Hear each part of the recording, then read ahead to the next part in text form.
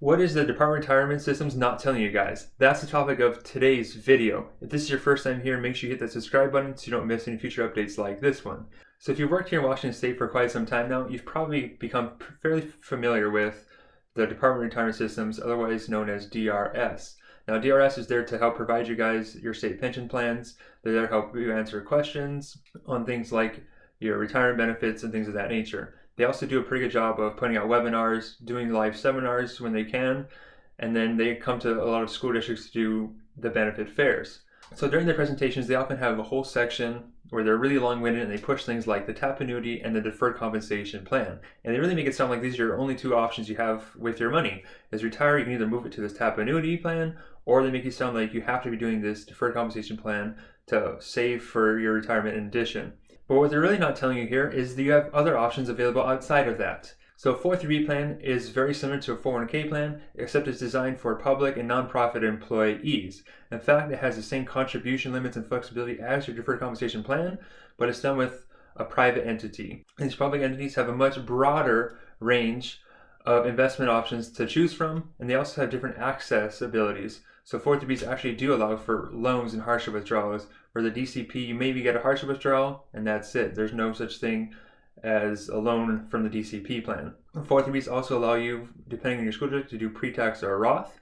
The DCP is strictly pre-tax only. There's zero tax diversification going on there. What's worse is the DCP plan has the same 6 or 7 investment options that you have in your Plan 3 plan. So if you have Plan 3 and a DCP, you really got more money going in the same place. There's zero diversification going on there. So it's important to know that you guys have other benefits out there, and you should really do all your research before diving into this DCP plan, because some state rep that works for the Department of Retirement told you that's a good idea.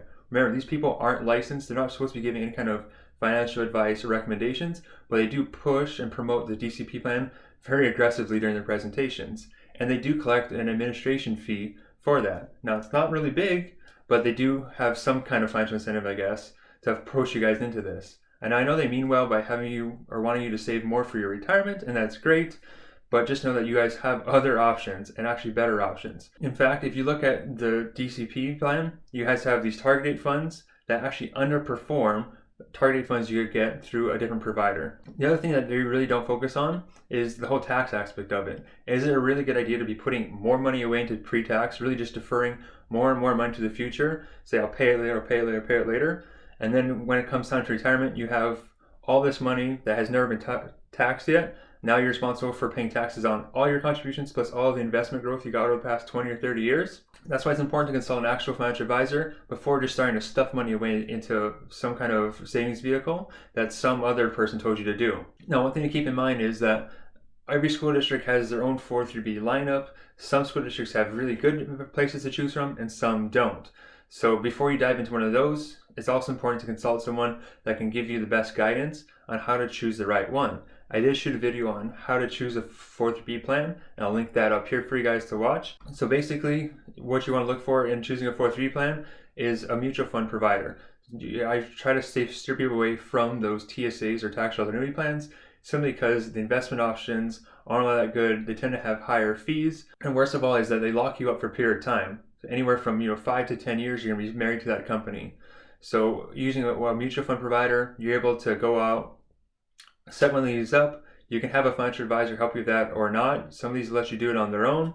And then you have the world of investment options to choose from. Literally thousands of investment options out there. So you're able to build a much more diversified portfolio for your retirement. And in the long run, that should prove to be a much better move for you financially. And when it comes to the TAP annuity, this is something else they push heavily. I've already done a couple of videos on this topic, but basically the TAP annuity is a really great idea for people that want the highest level of increasing income that they can get possibly throughout their retirement.